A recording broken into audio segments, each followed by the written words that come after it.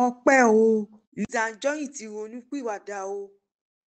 Àwọn kan máa sọ pé ìjà ń lọ láàrin Tóyìn Abraham àtọkọ rẹ̀. Ẹ wá wo ohun àràmàǹdà tí Priscilla Ojo ṣe nígbà tó gbọ́mọ rẹ̀ wá sórílẹ̀-èdè Nàìjíríà. Ẹ jókòó ẹ gbọ́ ìròyìn náà lẹ́kùnrẹ́rẹ́. Àwọn kan máa ń sọ pé nǹkan kan ń ṣẹlẹ̀ láàrin Tóyìn Abraham àtọkọ rẹ̀ Kọ́lá Ajéyẹmí tí ó hàn sí àwọn èèyàn olólùfẹ́ wọn.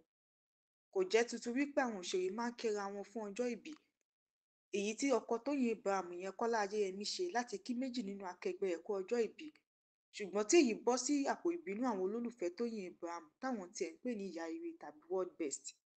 Kọ́lá Ajéyẹmí ló gbé fọ́nrán òṣèrébìnrin akẹgbẹ́ rẹ̀ sórí ìkànnì rẹ̀ láti fi kí kú oríire ọjọ́ ìbí rẹ̀. Ṣùgbọ́n nínú fọ́nrán náà ni wọ́n ti jọ ń lọ́ mọ́ra wọn tí wọ́n fẹnu kora wọn. Èyí tó jọ pé nínú fíìmù tàbí location ni wọ́n ti jọ ṣe èyí. Kò pẹ́ ló tún gbóbìnrin míì sí táwọn olólùfẹ́ Tóyìn bá bínú tó sọ wípé ṣé kò rí àwòrán ọlọ́jọ́ ìbí láti gbé láti fi kí kú oríire ọjọ́ ìbí ni. Ó ṣe jẹ́bi tí wọ́n ti ń lọ́ mọ́ra wọn tó ti ń fẹnu kora wọn ló gbé sí. Làwọn èké àdúgbò ṣọ̀bọ̀yé èké wá sọ wípé bóyá ìjà lọ láàrin tọkọtaya náà ló mú kó gbé fọ́nrán bẹ́ẹ̀ sí láti lè mú kára ìyàwó rẹ̀ gbóná. Ṣùgbọ́n àwọn kan sọ pé kò sóòótọ́ ọ̀rọ̀ nínú ọ̀rọ̀ náà pé wọ́n jọ ń jà nítorí pé kò pẹ́ rẹ̀ náà ni ọkọ rẹ̀ bá Tóyìn Abraham polówó fíìmù rẹ̀ tó fẹ́ gbé lọ sí sínímà ìyẹn tó pè ní Ọbaṣábí Àǹtì tó bá polówó fíìmù náà sórí ìkànnì ẹ̀rọ ayélujára rẹ̀. Ibi tó yẹ pé ìjà wà láàrin wọn ni kò ní báyàwó ẹ̀ polówó pé káwọn èké àdúgbò kan lọ jókòó jẹ́. Káàbọ̀ ṣe dáadáa ló dé àti ìrètí rẹ o ló gbẹnu àwọn olólùfẹ́ Ìyábọ̀ Òjó àtọmọ rẹ̀ kan látàrí bí wọ́n ṣe balẹ̀ sórílẹ̀-èdè Nàìjíríà. Ẹbí ará ọ̀rẹ́ àti ojúlùmọ̀ ló péjọ sílé Ìyábọ̀ Òjó láti kí Priscilla Ojo Juma Jux àtọmọ rẹ̀ káàbọ̀ sórílẹ̀-èdè Nàìjíríà. Ohun tó yà àwọn ènìyàn lẹ́nu ni bí wọ́n ṣe rí dájú wípé ojú ọmọ Priscilla Ojo ìyẹn Rakeem Ayọ̀mídé Kábàlà kò hàn síta tí wọ́n sì faṣọ bò lójú. Àwọn èèyàn sọ pé ohun tó dára lèyí nítorí àwọn ẹni ibi tó ń bá Ìyábọ̀ Òjó jà kí wọ́n má bàa fojú burúkú wọn wo ọmọ náà. Ìròyìn ayọ̀ gbá ẹ̀rọ ayélujára látàrí ọ̀rọ̀ tí Lizzy Anjorin gbajúmọ̀ òṣèrébìnrin tíátà sọ wípé òun ò ráyè wàhálà tàbí aṣọ tàbí kóun máa ṣe ṣòfò ẹnikẹ́ni mọ́. Ó ní inú ìfọ̀kànbalẹ̀ àti dídùn lòun wà báyìí. Ẹ gbọ́ ohun tó sọ.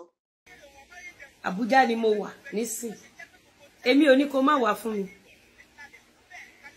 Tó bá máa fi lo 16 hours nínú mọ́tò kó tó dàbújá wá bá mi ṣe ẹjọ́. Kó dẹ̀ jẹ́ pé flight ni lọ bèrè.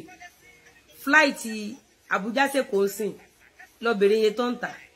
Àlọ àtàbọ̀ ẹ wá sì ní 700 800. Àlọ àtàbọ̀ ẹ nígbà táwọn ẹbí ẹ bá máa dá 700 800,000. Orí pé àtijọ́ tí mo ti dá Abuja orí pé fàájì ni mo bá dé. Orí pé mi stress ara mi láti ṣe show.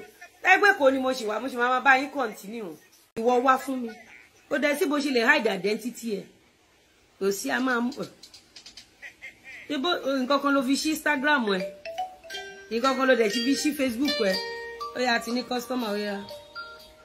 Tatu lele. You don't understand?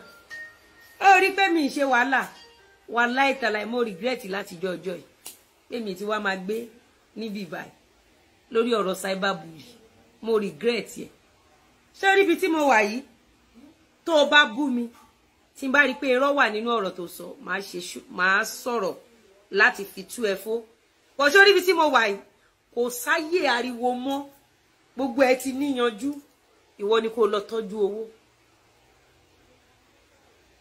Ìwọ ni kó lọ tọ́jú owó flight àbówó mọ́tò.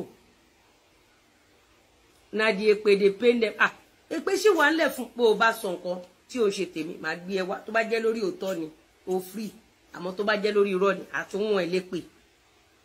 Wọ́n á ṣẹ̀ṣẹ̀ wá bá mi invite ẹ síbí.